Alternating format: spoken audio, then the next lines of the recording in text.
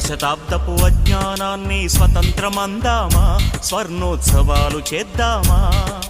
ఆత్మ వినాశపు అరాజకాన్ని స్వరాజ్యమందామా, దానికి సలాము చేద్దామా. శాంతి కపోతపు పుట్టుక తెచ్చిన బహుమానం ఈ రక్తపు సింధూరం.